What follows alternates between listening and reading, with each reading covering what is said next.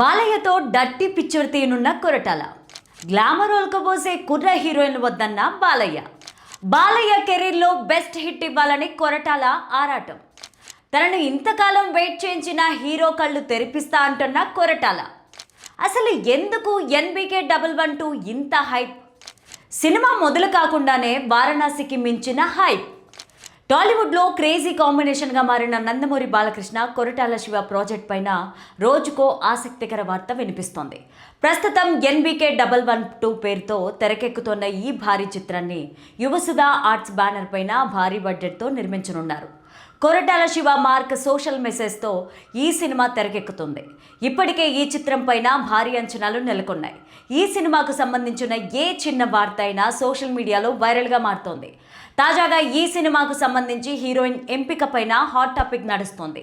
ఈ వీడియోని చివరి వరకు చూడండి. ప్లీజ్ లైక్ చేయండి, షేర్ చేయండి, అలాగే బెల్ బటన్ నొక్కి సబ్స్క్రైబ్ చేసుకోవడం మర్చిపోకండి. ఇక హెడ్లైన్స్ చూద్దామా? దాదాపు 7 ఏళ్ల తర్వాత మళ్ళీ ఈ కాంబినేషన్ రిపీట్.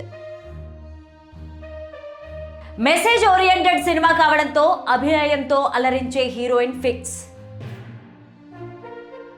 ఈ సినిమాలో ఒక powerful flash back episode.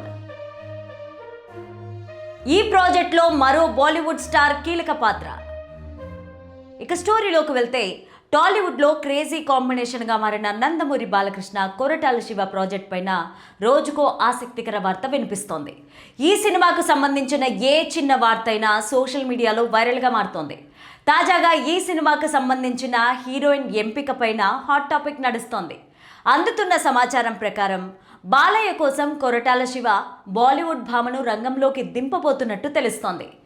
Message oriented cinema కావడంతో గ్లామర్ ఒలకబోసే కుర్ర హీరోయిన్ కాకుండా అభినయంతో అలరించే సీనియర్ హీరోయిన్ విద్యాబాలన్ని ఎంపిక చేసినట్టు టాక్ నడుస్తోంది. గతంలో NTR బయోపిక్లో బాలకృష్ణ విద్యాబాలన్ జోడీ మంచి స్పందన వచ్చింది.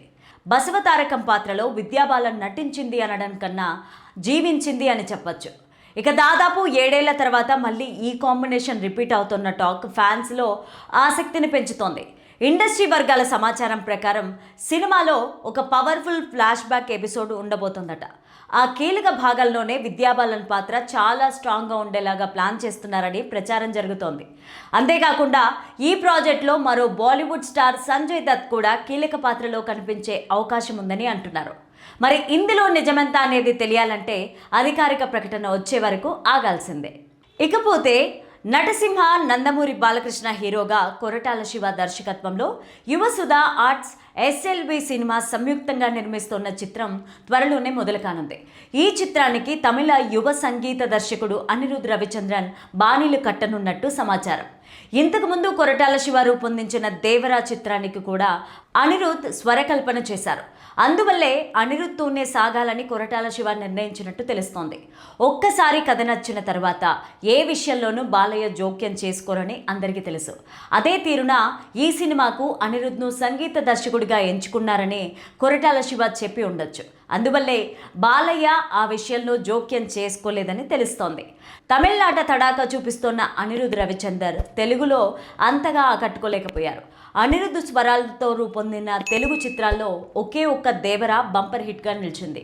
అనిరుద్ బాణీలతో తెరకెక్కిన తెలుగు సినిమాల్లో కొన్ని బాక్సాఫీస్ వద్ద బోల్తా కొట్టాయి, మరికొన్ని పర్వాలేదనిపించుకున్నాయి. అంతే తప్ప ఏనాడు అదరహో అనే హిట్ను అందించలేదు. ఈ నేపథ్యంలోనే బాలకృష్ణ లాంటి టాప్ స్టార్ సినిమాలకు అనిరుద్ ట్యూన్స్ అందించడం నిజంగా విశేషమే. అయితే ఇక్కడే కొన్ని అనుమానాలు పొడసూగుతున్నాయి. ఎందుకంటే ఇప్పటిదాకా టాలీవుడ్ టాప్ స్టార్స్ నలుగురిలో తొలిసారి బాలయ్య సినిమాకు అనిరుద్ మ్యూజిక్ కంపోజ్ చేస్తున్నారు. ఇక్కడే కొందరికి డౌట్ కొడుతోంది. ఎందుకంటే అనిరుద్ తెలుగులో మొట్టమొదట కంపోజ్ చేసిన సినిమా పవన్ కళ్యాణ్ అజ్ఞాతవాసి. ఆ సినిమా ఫలితం ఏంటో అందరికీ తెలుసు. ఇప్పుడు సీనియర్ టాప్ హీరో అయిన బాలకృష్ణకు అనిరుద్ బాణీలు ఏం చేస్తాయో అన్న అనుమానాలు కలుగుతున్నాయి. ప్రస్తుతం దేశంలో అత్యధిక పారితోషికం పుచ్చుకుంటున్న అనిరుద్ మేకర్స్కే రూల్స్ పెడుతున్నారు. తాను ముందుగా అంగీకరించిన సినిమాలు పూర్తయ్యాకే తరువాతి చిత్రాల గురించి ఆలోచిస్తానన్నది మొదటిది. సినిమా పూర్తయ్యాకే RR అందిస్తానన్నది రెండవది. ఇప్పటికే అనిరుద్ ఇతర చిత్రాలతో బిజీగా ఉన్నారు. ఈ నేపథ్యంలో బాలయ్య కొరటాల శివ మూవీ సంక్రాంతి టార్గెట్ చేసుకొని రూపొందుతోంది. ఇంత తక్కువ టైంలో అనిరుద్ ఆ సినిమాకి న్యాయం చేస్తారా అన్నది మరో అనుమానం. ఇక బాలయ్య అఖండ మొదలు అఖండ 2 దాకా 5 చిత్రాలకు తమనే సంగీతం అందించారు. అలాగే బాలయ్య 111వ చిత్రంగా రూపొందుతున్న గోపీచంద్ మల్లేని మూవీకి కూడా తమనే బాణీలు కడుతున్నారు. పైగా నందమూరి తమన్ అంటూ ఫ్యాన్స్ ఆయన్ను అభిమానిస్తారు. అలాంటి తమన్ ఉండగా ఇప్పుడు అనిరుద్ధ్తో సాగడం పైన కొందరు డౌట్ పడుతున్నారు. ఇలా కొన్ని అనుమానాలకు అనిరుద్ధ్ తావిస్తున్నారు. మరి బాలయ్య కొరటాల శివ మూవీ ఏ మ్యూజిక్ డైరెక్టర్ బాణీలతో వస్తుందో చూడాలి.